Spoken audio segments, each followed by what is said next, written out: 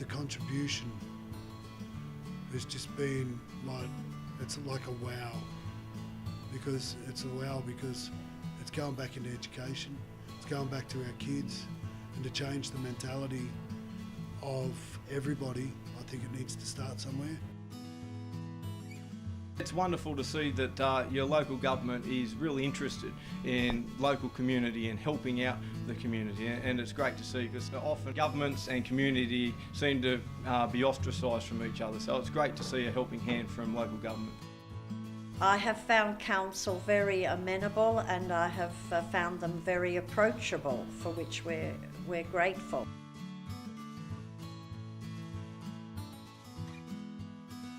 So all in all, when you look at the Mayor's Fund, the Council's allowance and the community grants, you're probably looking upwards to $200,000 or $250,000, which I think is another avenue where Port Stephens is leading the way and giving something back to the community.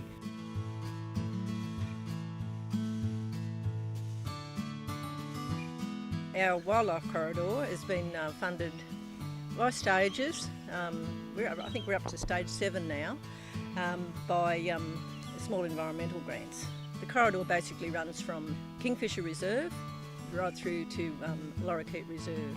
Well, what we've done is turned an open hot and dry basin into a wonderful space for both our residents to enjoy, and for the birds and wildlife to actually come back into that space.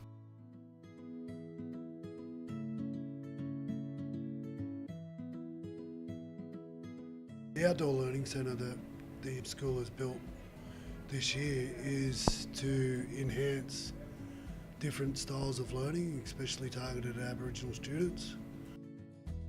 Aboriginal dance, we do art, we do language out in the circle.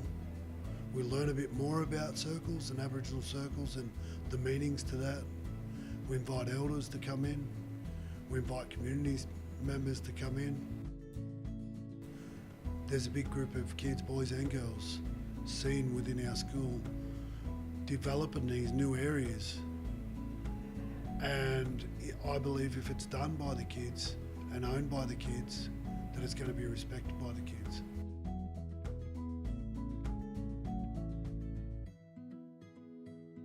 We're a church-based charity, and we look to show a practical illustration of how God cares. Our motto is "Who cares? God does," and so do we. And we try to show that by helping the community and the less fortunate in the community with food, clothing and emergency relief. We often find that people pay all their bills first and there's no money left for food. And we do that by providing bread, long life food and free meals 2 days a week as well. This was always the Anglican Rectory and has been here since 1840. It had been unoccupied for close to 2 years. It was deemed as uninhabitable. We decided that we would like to restore it back to its original appearance to the best of our ability.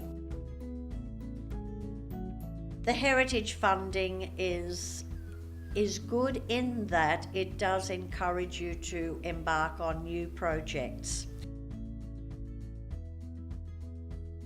KWT stands for Karua Working Together, and that was the whole concept, that it would bring together incorporated bodies in town to work for the good of the town through the support of the council. The centre is sort of like the management level, and the KWT Working Committee just is responsible for organising the whole site. There's the shed, there's the information, visitors information, there's the retail outlet for art and craft, there's also the new interpretive centre. We've got the opportunity of telling the story about Karua.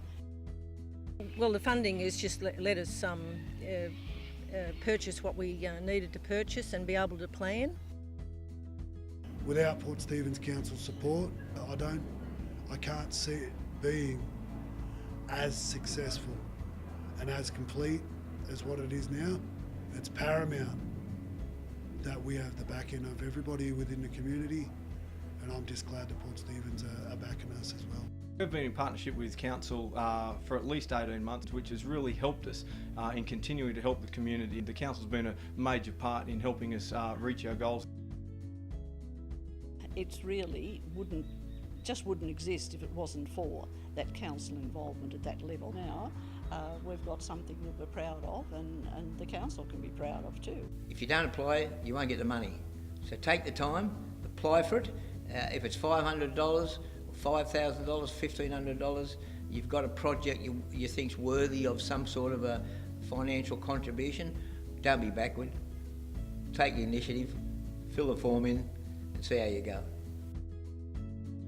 We've got 800 odd volunteers, and those volunteers contribute untold tens of thousands of dollars in time to Port Stephens overall. They go making the Port Stephens a great community in which to live, and I'm proud of Port Stephens, as you can probably tell.